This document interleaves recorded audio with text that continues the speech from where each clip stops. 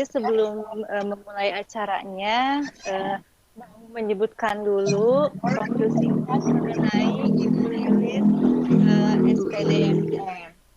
Beliau adalah ibu yang sangat hebat sekali. Beliau pengawas sekolah jenjang kecamatan Cimaung dan kecamatan Kertasari. Juga beliau pernah menjabat sebagai guru TK dari tahun 1985 sampai tahun 2004.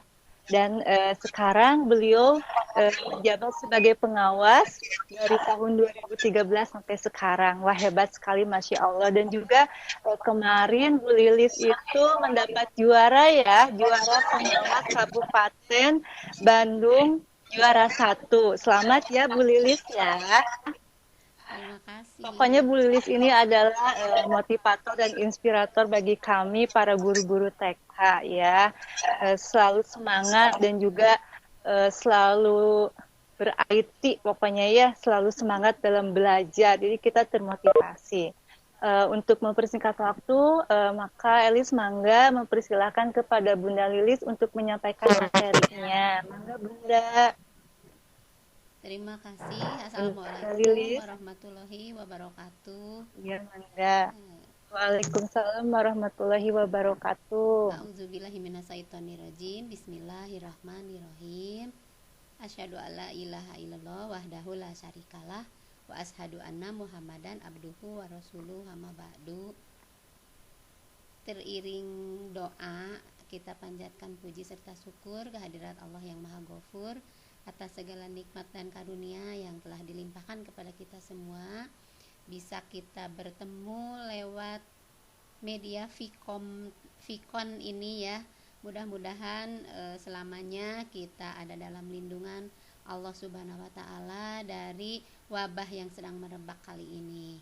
Salawat serta salam juga semoga tercurah kepada Nabi besar Muhammad Shallallahu alaihi wasallam. Terlebih dahulu saya ucapkan terima kasih dan saya sapa rekan seperjuangan Ibu Almaidah, Ibu Kokom. Terima kasih atas dukungannya telah bergabung di Room Vicon ini. Dan tak lupa pula kepada anak-anak Ibu ya, tuh banyak tuh yang hadir dari Kecamatan Cimaung, dari Kecamatan Kertasari juga banyak yang hadir.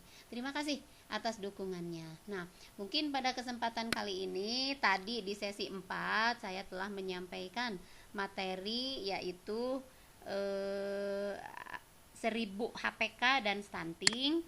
Nah, untuk saat ini mungkin akan menyampaikan materi dengan judul pola pengasuhan positif di dalam keluarga. Sebelumnya saya cari dulu ininya PowerPoint-nya ya. Sebentar.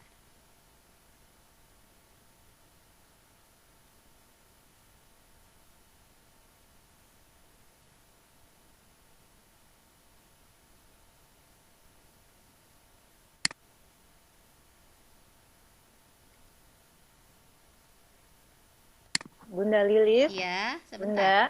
Sebentar, Neng. Nah, Punten mau mengingatkan kalau Bunda udah pasang record belum? sudah sayang.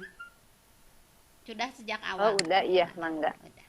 Makasih. Oke. Sip, Oke. bagus Bunda. Mangga, lanjut.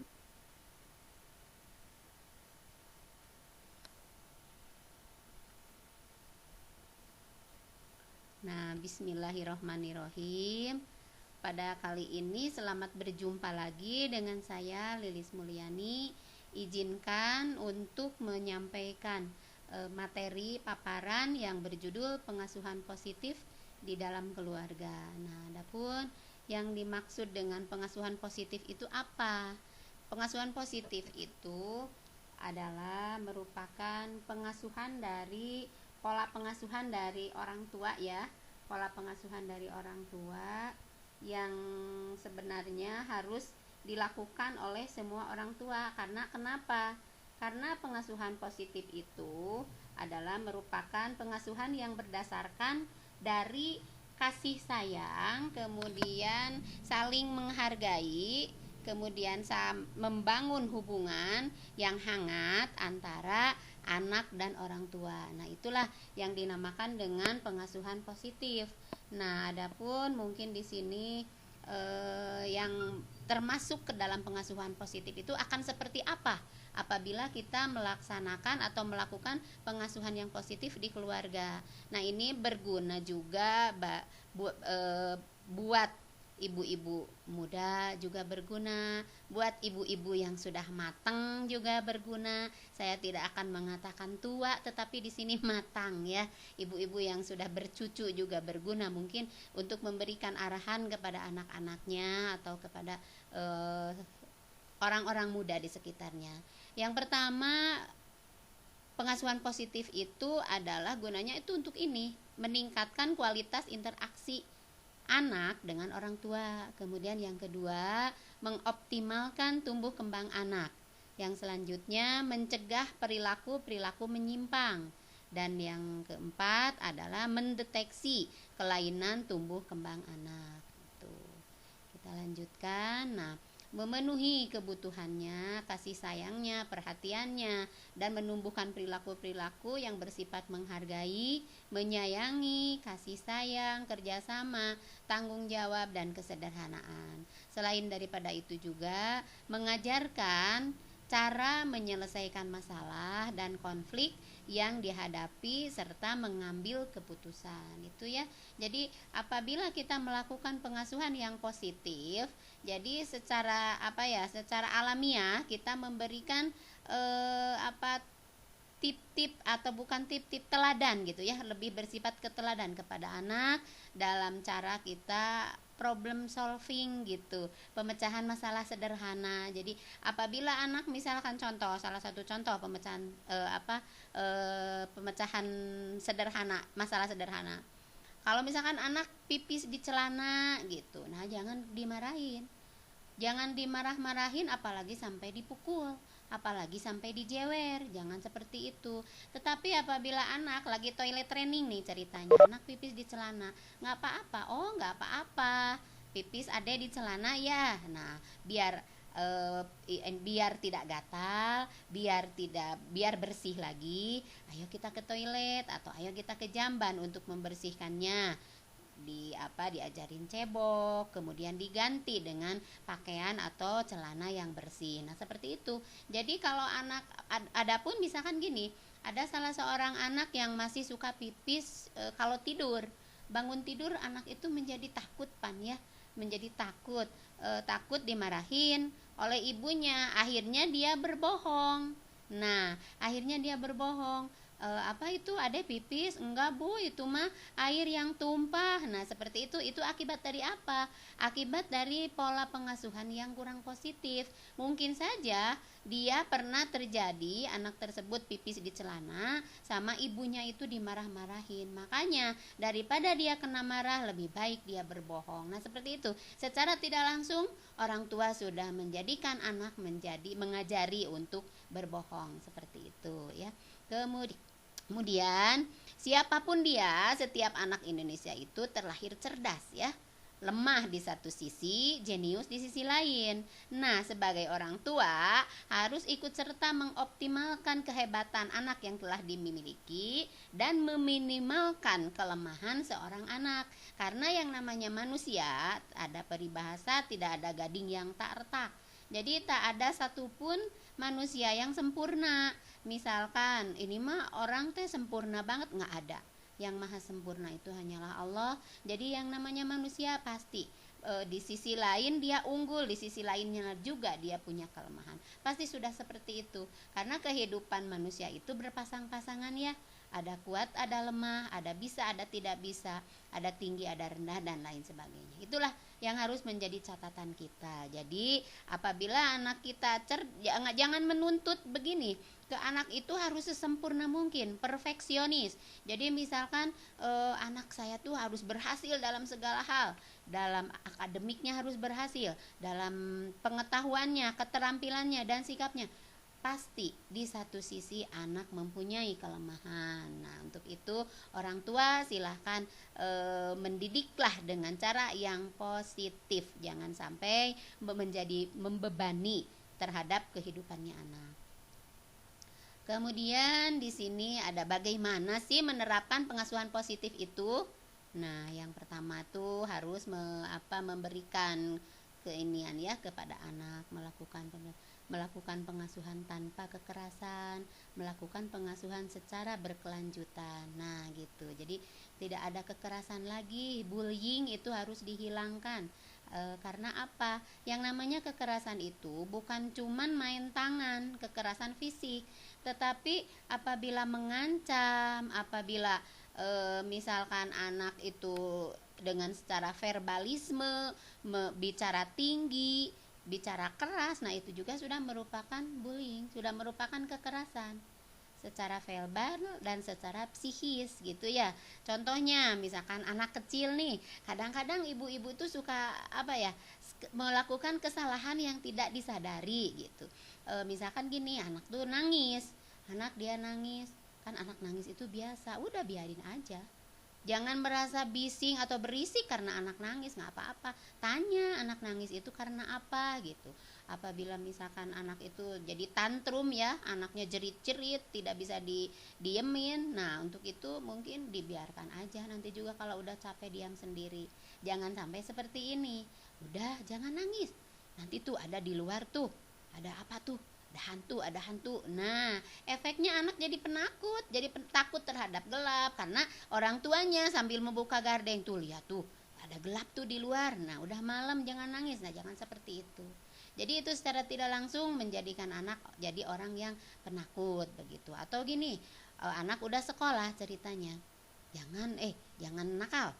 Kalau nakal nanti akan bunda suntik sama dokter. Dampaknya apa coba?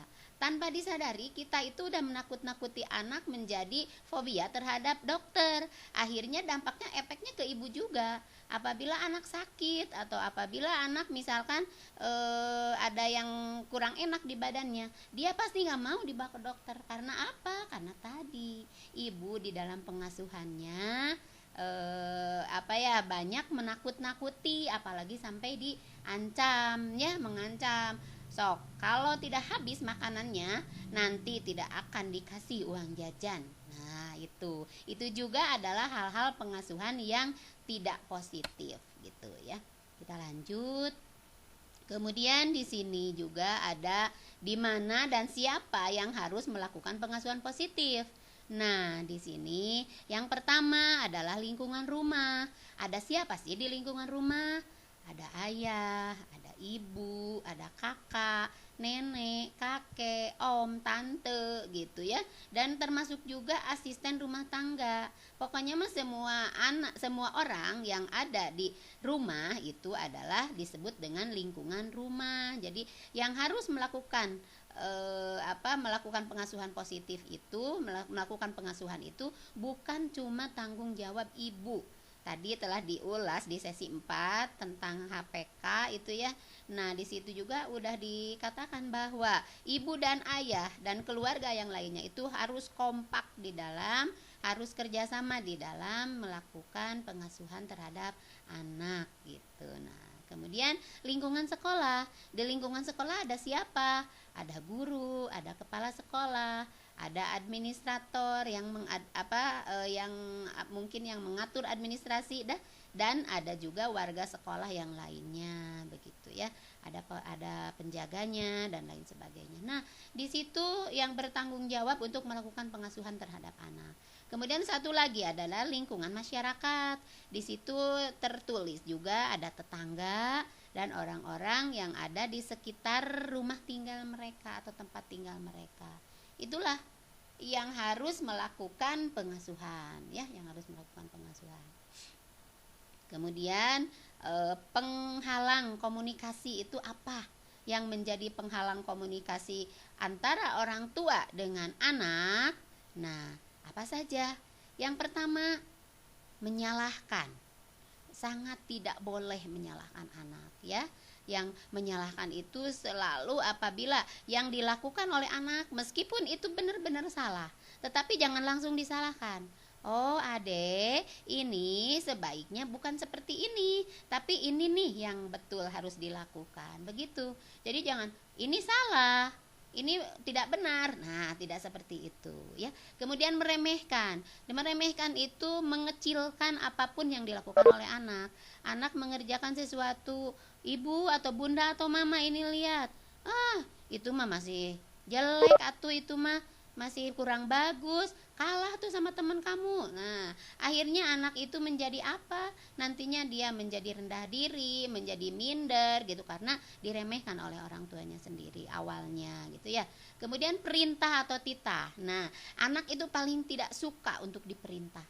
Dalam pengasuhan, baik anak yang masih kecil maupun yang udah besar gitu ya, yang udah punya anak udah dewasa, paling tidak mau mereka diperintah. Karena apa?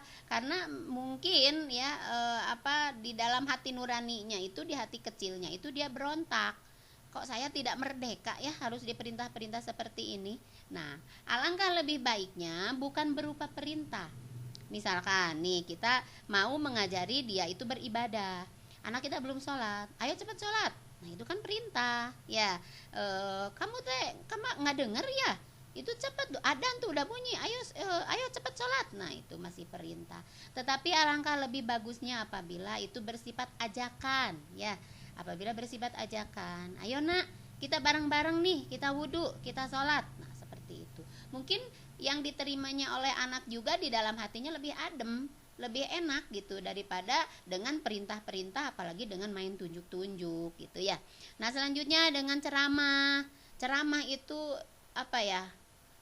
Jadi kalau ngasih pesan ke anak itu, ngasih tahu dalam satu hal panjang banget gitu ya, terus diulang-ulang. Ada kan? Misalkan ada salah satu orang tua nih, udah dibilangin ke anak topik A misalkan, tidak boleh begini, dari A sampai Z panjang banget ceramahnya. Nah, di lain waktu diulang lagi kata-kata itu. Nah, itu tidak baik terhadap perkembangan dan pertumbuhan anak. Kemudian mengomel, apalagi mengomel-ngomel. Upami sawur bahasa Jepang, nama panggilnya ada bahasa Jepangnya, bahasa mana itu, bahasa kukulutus gitu tah, sawur bahasa Spanyol nama kukulutus panggilnya ada tema ngomel teh. Jadi anak melakukan ini ya madanu gitu. Jadi menggumam gitu, tidak enak pokoknya mendidengar. Kemudian memberi label ini yang paling ini, makanya dikasih huruf merah gitu ya, dikasih huruf merah karena ini emang yang paling tidak boleh gitu, memberi label itu. Misalkan karena anak kita itu kulitnya kurang terang, iya mah ya sahur bahasa Sunda masih peluk, si hitam sih nggak boleh. Kemudian anak kita itu rambutnya keriting, si galing ya nggak boleh. Jadi tidak, apalagi yang berhubungan dengan fisik anak itu sangat tidak boleh ya. Kemudian mengejek, apalagi mengejek sangat-sangat tidak boleh. Anak yang dilakukan oleh anak tidak boleh diejek, tidak boleh disepelekan. Dan membandingkan, tadi sudah sedikit diulas ya, membandingkan. Misalnya, adek ini kenapa ya tidak kayak kakak? Kakak itu pinter loh di sekolah, kenapa sih ada nilainya jelek begini? Nah, itu paling tidak boleh. Membandingkan antara saudara yang satu dengan saudara yang lainnya itu paling tidak boleh. Apalagi dengan teman-temannya yang ada di sekolah, dengan teman-teman sepermainannya. Itu sangat tidak boleh dibanding-bandingkan. Kemudian menyindir. Nah, ada satu hal lagi, menyindir. Dalam menyindir ini misalkan kalau mau menegur anak, langsung saja, jangan disindir-sindir. Jadi jangan sindir ke sini, sindir ke sana. Jadi langsung saja. Dek, itu jangan seperti itu. Ayo adeknya jangan di situ. Nah, seperti itu ya. Nah, jadi hal-hal yang tidak boleh dilakukan. Kemudian bahan untuk renungan ya orang tua, semoga buah hati untuk anak-anak yang menjadi anak lebih baik lagi adalah: satu, jika anak itu berbohong, itu karena ibu dan bapaknya itu menghukumnya terlalu berat. Nah, gitu. Makanya apabila anak melakukan kesalahan, jangan dihukum, jangan diberi hukuman, apalagi hukumannya berupa fisik begitu. Kemudian yang kedua adalah jika anakmu itu tidak percaya diri, itu karena engkau tidak memberikan semangat kepadanya.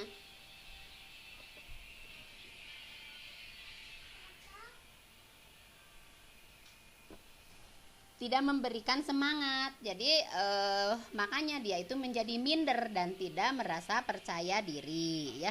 Kemudian lebih-lebihnya apabila misalkan anak seharusnya itu dikasih support kan, dikasih semangat, kasih motivasi, ini malah tidak memberi semangat ya, akhirnya anak menjadi minder atau tidak percaya diri. Kemudian yang ketiga adalah jika anakmu kurang berbicara, itu karena tidak mengajaknya untuk berbicara. Jadi lebih banyak ibu atau bapaknya atau keluarga dalam lingkungannya itu lebih banyak diam. Jadi tidak melakukan komunikasi, padahal jangankan anak sudah ada di dunia ya, yang masih dalam perut pun, yang masih dalam kandungan pun harus diajak berbicara, berkomunikasi seperti itu. Kemudian yang keempat, jika anakmu mencuri, itu karena mungkin ibu bapaknya itu tidak mengajarinya untuk memberi. Nah, makanya dia melakukan mencuri gitu ya. Kalau makanya ada yang berpendapat nih, kalau kita melatih anak untuk mengajari anak, ayo nabung, sini uang jajannya tabungin, jangan dijajanin, tabungin. Nah, itu katanya secara tidak langsung mendidik anak untuk menjadi pelit. Nah, tapi itu pendapat apakah sudah merupakan berdasarkan penelitian yang bersifat ilmiah atau apa gitu. Nah, tapi ada yang berpendapat seperti itu ya. Kemudian yang kelima adalah jika anakmu itu karena engkau selalu membelanya bila anakmu menjadi pengecut. Nah, ini perlu dipahami juga. Apabila misalkan begini, anak melakukan kesalahan, lagi ditegur nih sama bapaknya, ibunya diusahakan diam, jangan membela di depan anak tersebut ya. Jadi apabila melakukan kesalahan ya wajib harus ditegur. Disiplin harus tetap ditegakkan meskipun kita tidak boleh melakukannya dengan kekerasan, itu yang tidak boleh. Nah, kemudian apabila misalkan anak terus-menerus dibela, salah dibela, melakukan apa yang tidak sesuai dengan aturan dibela, ya akhirnya anak menjadi pengecut, begitu ya. Kemudian apabila anakmu itu tidak menghargai orang lain, itu dikarenakan karena engkau mungkin terlalu keras kepadanya ya, terlalu keras. Jadi kepada anak itu yang sedang-sedang saja, mungkin itu yang lebih enak. Jangan terlalu keras, jangan juga terlalu lembek gitu ya. Jadi harus sedang ke anak itu. Kalau terlalu lembek juga terlalu memanjakan, efeknya tidak baik. Kalau terlalu keras juga sama gitu ya. Karena di sini akibatnya anak tidak akan bisa menghargai orang lain begitu. Kemudian jika anakmu marah, itu mungkin karena engkau kurang memujinya. Nah, ini saya yakin dan percaya di sini seperti ibu-ibu guru TK, ibu-ibu pengawas TK, itu mah yang namanya pujian dari kita mah gratis ya. Jadi tidak pelit dengan pujian. Sehasil apapun anak melakukan melakukan hasil karyanya, menghasilkan hasil karyanya, selalu aja meskipun curhat-coret, meskipun misalkan hasilnya belum memenuhi harapan, tetapi tetap kita bilang bagus. Tetapi apabila yang jelek tetap kita bilang bagus, dan disitunya harus dikasih arahan lagi, alangkah lebih bagusnya ini seperti ini, misalkan ditambah ini, ditambah apa begitu. Kemudian jika anak itu sering berbicara, itu karena kurang bisa berbagi kepadanya, tidak bisa berbagi ya. Berbicara apa ini ketutup gitu. Jadi kurang bisa berbagi kepadanya. Kemudian berbicara pedas ya, jika anak berbicara pedas gitu. Kemudian jika anak mengasari orang lain, itu karena mungkin orang tuanya juga suka melakukan kekerasan kepadanya. Contoh nih, pernah nih pengalaman ya tentang hal ini nih, yang poin 9, jika anak itu mengasari orang lain, itu karena orang tuanya suka melakukan kekerasan kepada dirinya. Pernah saya punya pengalaman dulu waktu jadi guru TK nih. Saya punya murid nih, sedikit cerita ya, ilustrasi. Punya murid gitu, namanya Neha. Dia itu galak sama temennya.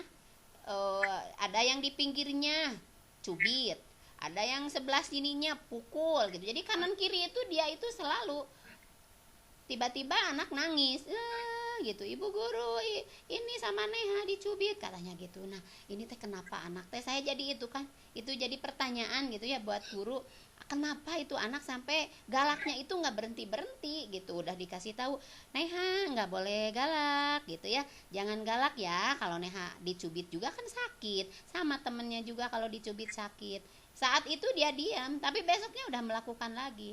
Akhirnya saya tanya gitu, empat mata ngobrol sama tuh anak, yang lain lagi istirahat, dia dipanggil, Neha sini, saya bilang, Neha kenapa? Neha suka nyubit, suka mukul, suka nendang sama orang lain, kadang-kadang ngejambak rambut itu anak. Nah dia bilang gini ngejawabnya, ibu guru dah mamah oge osok gitu Kak Abi. Jadi mamahnya juga suka melakukan hal itu kepada dia. Nah maka statement yang 9 ini terbukti dan teralami gitu saya ininya ya. Akhirnya solusinya satu-satunya saya panggil ibunya gitu ya, saya panggil ibunya, saya ajak ngobrol, dan alhamdulillah sejak ibunya berhenti melakukan kekerasan kepadanya, dia berkurang. Jadi tapi tidak langsung sekaligus berhenti galaknya emang, tapi berkurang. Di situ harus dibutuhkan kesabaran gitu ya, kesabaran ibu guru untuk menghadapi anak yang seperti itu, atau kesabaran orang tua untuk menghadapi anak seperti itu, begitu ya. Kemudian yang ke-10-nya adalah jika anakmu lemah, itu karena orang tuanya suka mengancam. Nah, makanya tidak boleh ancam-ancaman. Ayo, siapa nih yang belum selesai mengerjakan tugas, tidak akan dikasih makan atau tidak akan dipulangkan, atau tidak akan diberi jajan. Jangan mengancam seperti itu ya. Anak dikasih waktu juga, anak nih selesainya harus jam sekian, misalkan lihat jam, nah angka itu jarumnya udah di angka itu harus sudah selesai, begitu. Jadi jangan diancam itu ya, saya percaya tidak akan ada ancaman. Kemudian jika anakmu cemburu, itu karena orang tuanya menelantarkannya. Yang dimaksud menelantarkan di sini itu mungkin perhatian yang ditelantarkannya. Jadi orang tua itu sibuk dengan kerjaannya bapaknya, ibunya sibuk dengan apa, dengan masak, atau ibunya kerja, atau sibuk dengan sinetron dan lain sebagainya. Akhirnya anak menjadi cemburu. Nah kalau anak sudah cemburu, nah itu susah sekali untuk diobatinya ya. Nah makanya perhatian yang penuh itu harus selalu kita limpahkan kepada anak-anak kita.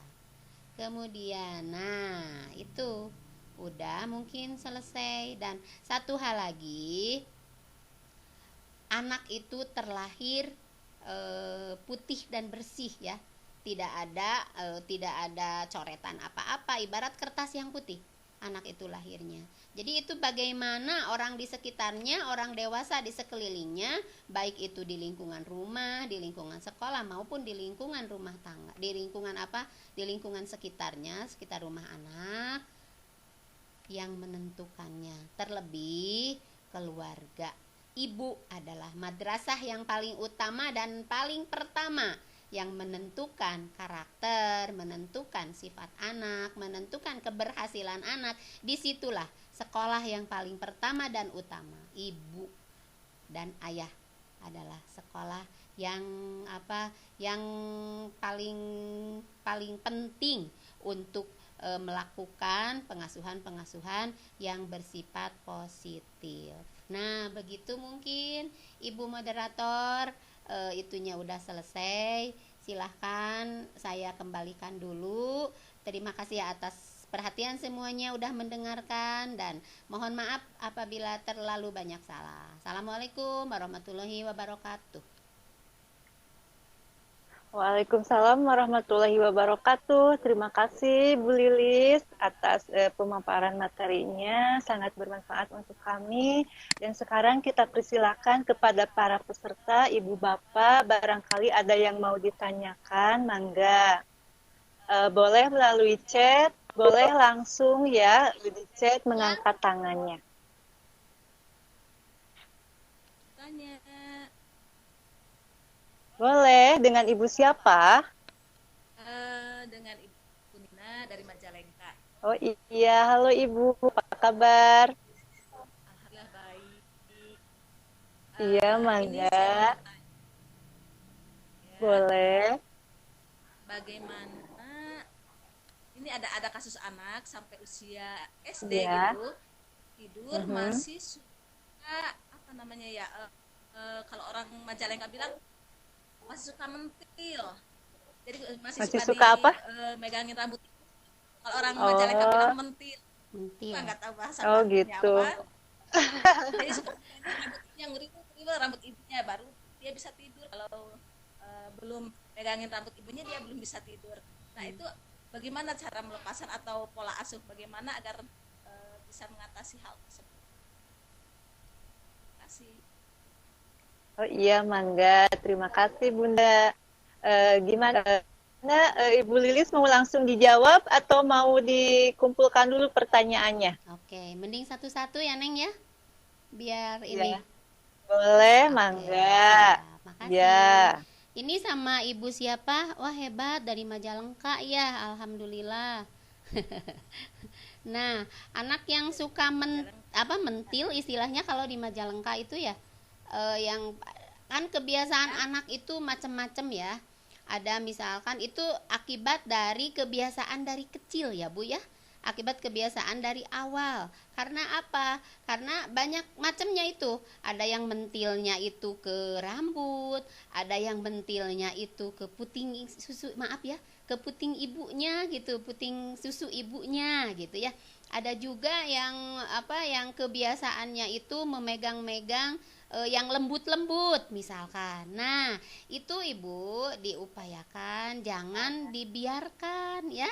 Apalagi anaknya sudah gede, kalau tidak ini ketergantungan itu bahaya juga gitu. Nah, dikatakan bahaya apa? Karena kan anak itu kalau tumbuh menjadi besar tidak selamanya tidur dengan ibunya. Nah, sekarang sudah harus mulai dibiasakan, dipindahkan gitu, Bu. Dipindahkan misalkan ibu memberikan benda lain gitu. Nah, memberikan benda lain, kalau anak langsung di stop nggak bakalan bisa kayaknya Bu. Tapi itu harus dipindahkan dulu, diganti. Yang biasa megang rambut ibunya, kalau anaknya cewek misalkan ya, anaknya perempuan, nah beliinlah coba boneka yang ada rambutnya. Nah, biar ngelus-ngelusnya, megang-megangnya pindah ke boneka. Seperti itu mungkin ibu bisa dicoba ya. Apabila anaknya laki-laki, mungkin bisa diganti sama apa yang sesuai dengan mainan anak laki-laki. Nah, seperti itu. Seiring berjalannya waktu, nanti juga apabila anak misalkan udah besar, kan anak itu kalau udah besar udah punya teman nih, udah punya temannya banyak, udah tidak manja-manja lagi sama kita, sama orang tuanya. Nah, dia itu akan punya rasa sedikit malu gitu. Ih, kenapa kok saya seperti ini? Nah, tapi terus menerus sama ibu itu dikasih secara bertahap, dikasih arahan-arahan gitu ya, dikasih masukan-masukan oleh ibu bahwa apabila tidur itu lebih baik, nah peluk guling atau bagaimana gitu, jangan ketergantungan terhadap satu benda. Tapi untuk ini, untuk apanya, untuk memindahkan, untuk menghentikannya itu jangan sekaligus Bu, harus secara bertahap. Itu mungkin Ibu.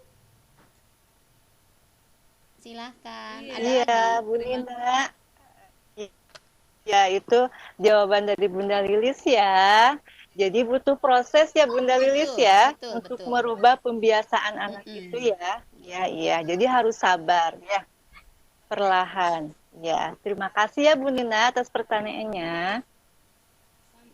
terima kasih Iya, juga. boleh. Masih ada lagi gak yang mau bertanya?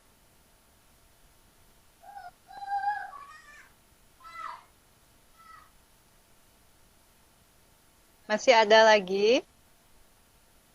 Di chat belum ada nih Bunda Lilis nih yang mau bertanya ya. Belum ada, boleh langsung ya. Iya, Ibu moderator langsung apabila saja ya boleh, kalau boleh, mau silakan. bertanya. Ya,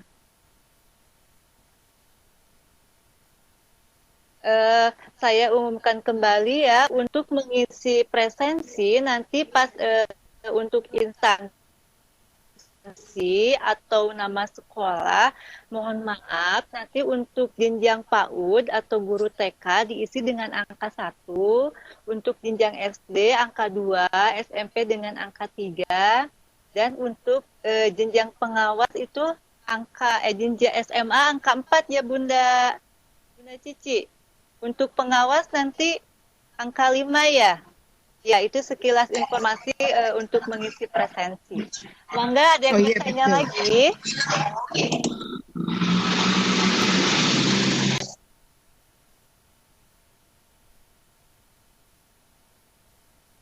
Ada yang mau bertanya lagi tidak?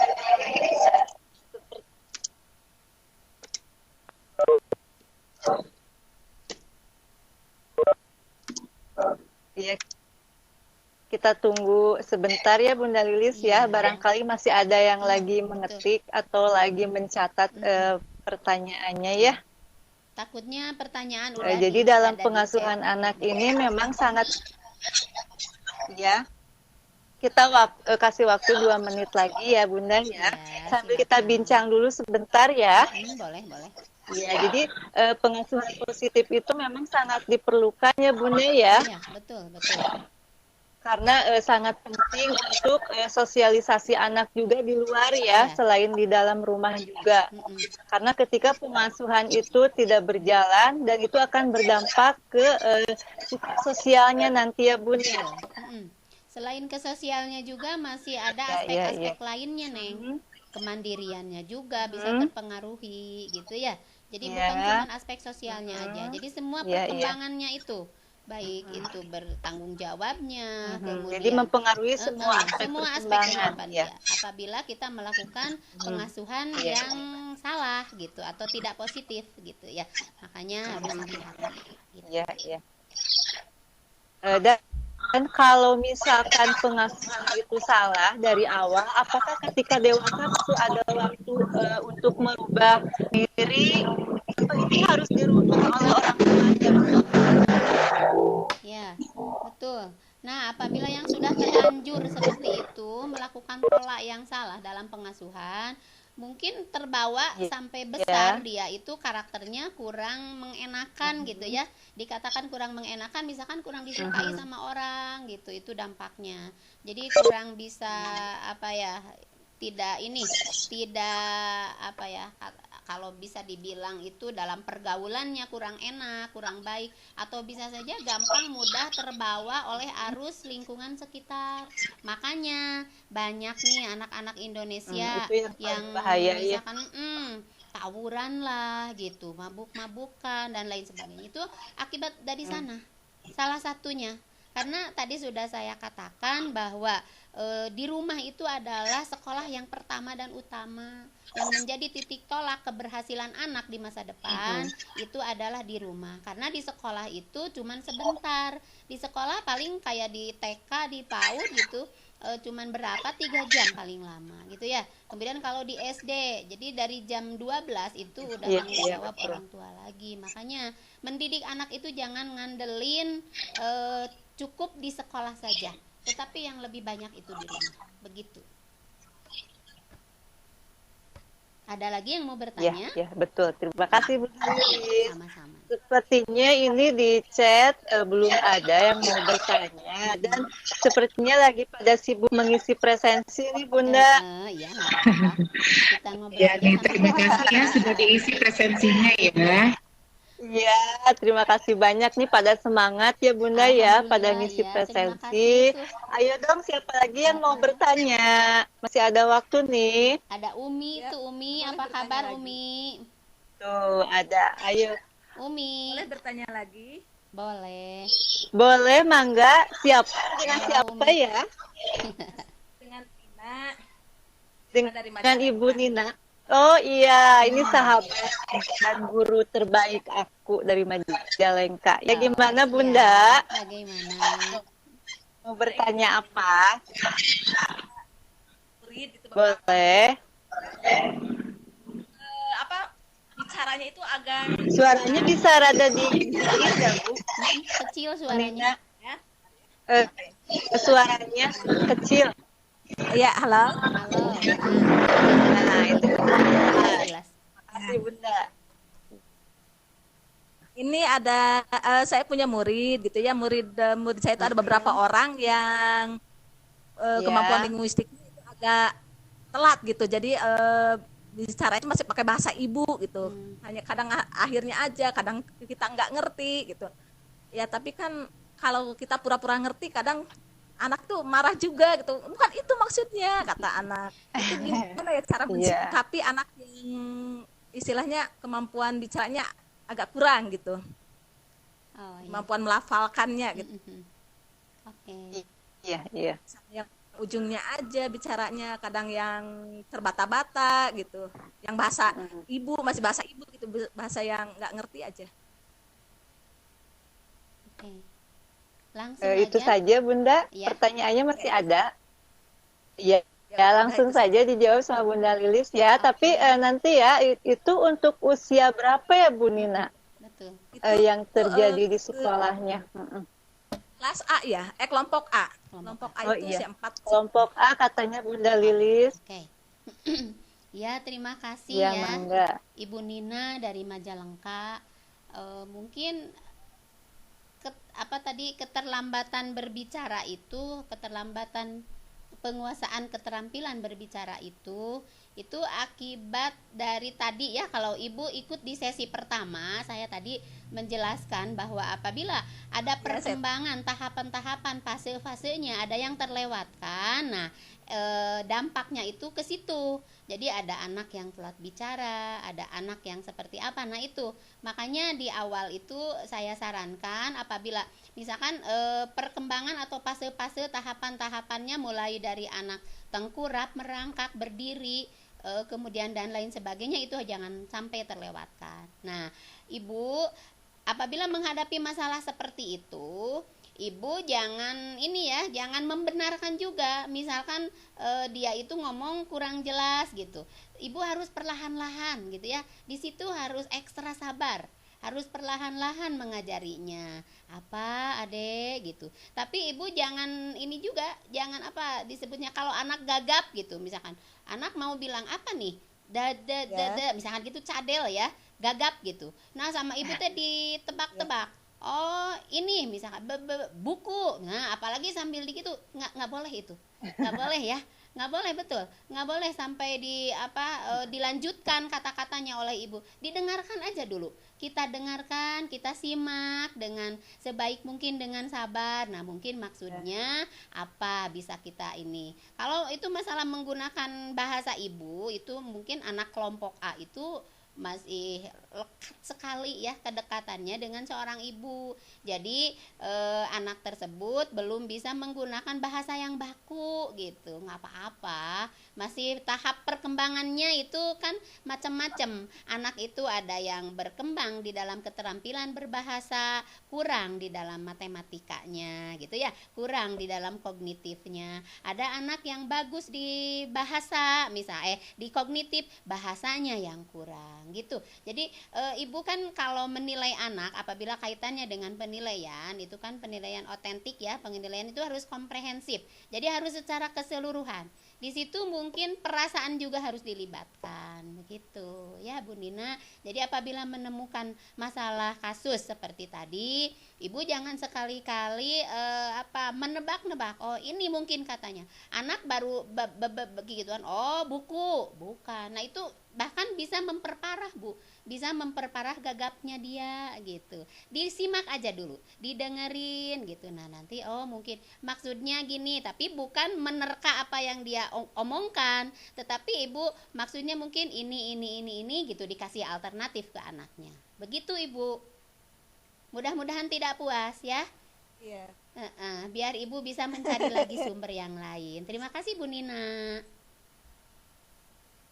Sama-sama. Iya, terima kasih Bunda Lilis. Sama-sama. Bu Nina juga terima kasih ya, udah double nih bertanyanya. Dapat sesuatu nggak Bunda Lilis yang Boleh. banyak bertanya? Dikasih ini aja. Dapat ilmu. Kasih pelukan dari jauh. Nah.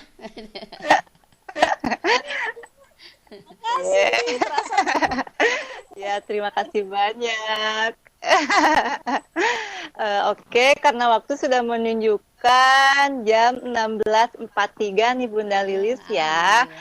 Elis mau minta nih untuk semua pesertanya kesimpulan dari Bunda mengenai apa yang dipaparkan tadi. Kesimpulan singkatnya saja dan pesan-pesannya untuk kita para orang tua. Iya. Enggak Bunda? Siap. Nah, mungkin ya kita selaku orang dewasa yang ada di lingkungan sekitaran anak itu mungkin saya menyebutkan orang dewasa karena kita bertindak ganda. Kita ya bertindak sebagai orang tua untuk di rumah, dan kita juga bertindak sebagai guru atau ibunya guru, ibunya kepala sekolah sebagai pengawas gitu di sekolah. Nah, dalam melakukan tindakan apalagi yang berhadapan dengan anak itu kita harus super ekstra hati-hati. Karena apa? Karena itu nanti nyangkutnya atau berhubungannya itu dengan hasilnya perkembangannya yang ada nanti di masa depan dia. Makanya selalu bersikaplah positif, selalu melakukan hal-hal yang bisa diteladani oleh anak. Nah, kan melakukan pengasuhan positif itu bukan cuman dengan omongan, bukan cuman dengan perintah, bukan cuma dengan ajaran yang diucapkan, tetapi dengan perilaku juga. Jadi kita sebagai orang dewasa di sekitar anak sebaiknya kita bisa diteladani hal-hal yang positifnya begitu. Selamanya yang namanya bullying, kekerasan baik secara verbal, secara fisik, secara psikis harus di-delete, dihilangkan. Begitu mungkin. Jadi semangat untuk semua para orang tua, lakukan pengasuhan yang positif biar anak bangsa Indonesia lebih berguna lagi, lebih bermanfaat lagi. Begitu Neng Elis, terima kasih. Ya, mangga Bunda Lilis, terima kasih. Nah, itu kesimpulan singkat, padat, dan sangat bermanfaat ya untuk kita semua. Jadi, sangat penting sekali ya pengasuhan itu di dalam rumah, dan khususnya itu keteladanan dan pembiasaan kita sebagai orang tua juga ya. Dan dalam menyikapi anak-anak itu emang perlu proses ya Bunda Lilis ya. Ya. Karena ini waktu juga sudah saatnya kita menutup acara ini ya Bunda ya. Elis ucapkan terima kasih banyak untuk Bunda Lilis sebagai pemateri yang sudah menyampaikan ilmunya kepada kita semua. Mudah-mudahan ilmunya bermanfaat untuk kita, dan kita mudah-mudahan bisa menjadi para orang tua yang baik dan terbaik buat anak-anak kita. Ya, amin ya robbal alamin. Ya, dan juga Elis ucapkan terima kasih kepada ibu-ibu kita, ibu Deden yang selalu ya. Kita juga untuk para peserta, para ibu pengawas semuanya, terima kasih banyak atas kehadirannya di Rumpikon kita. Dan juga khususnya itu ada teman saya yang dari Majalengka selalu setia untuk masuk ke Rumpikon kita. Terima kasih banyak. Saya tutup acara ini dengan membaca Alhamdulillahirabbil alamin, dan saya serahkan kepada Bunda Cici. Mangga Bunda. Ya, baik. Alhamdulillahirabbil alamin. Terima kasih nih Bu Elis sebagai moderator, dan juga Ibu Lilis sebagai narasumber pada hari ini ya, sebagai presenternya. Luar biasa, materi yang sangat bermanfaat buat kita semua. Insya Allah mudah-mudahan ini bisa menjadi tambahan ilmu, tambahan wawasan, dan juga bisa diaplikasikan oleh kita, oleh anak cucu kita ya. Alhamdulillah, juga kepada para instruktur, terima kasih atas kehadirannya dan juga semua ilmu-ilmu yang sudah diberikan. Alhamdulillah untuk semua peserta yang hadir, baik akhirnya karena memang waktu sudah habis, mari acara ini kita tutup saja dengan hamdalah bersama-sama. Alhamdulillahirabbil alamin. Terima kasih atas segala kerjasamanya, perhatiannya. Subhanakallahumma wa rabbana wa bihamdika asyhadu alla ilaha illa anta astaghfiruka wa atubu ilaik. Terima kasih juga kepada rekan-rekan yang sudah mengisi presensinya. Jangan lupa ya, bila belum silakan diisi lagi presensi kehadirannya. Terima kasih. Assalamualaikum warahmatullahi wabarakatuh. Waalaikumsalam warahmatullahi wabarakatuh. Waalaikumsalam warahmatullahi wabarakatuh.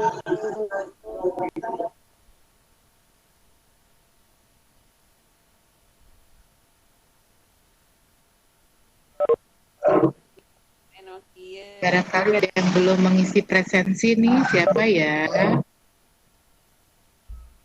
Alhamdulillah tuh ibu-ibu pengawas. Subhanallah. Semoga kebaikan kami balas ya atas kehadirannya ibu-ibu guru. Terima kasih.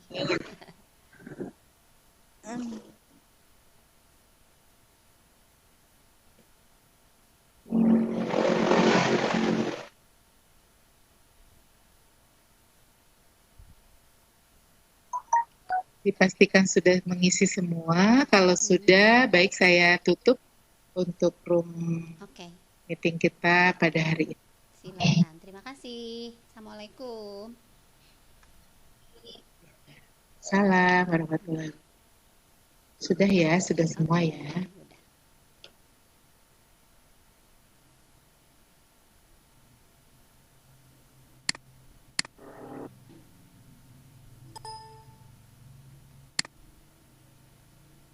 Alhamdulillah.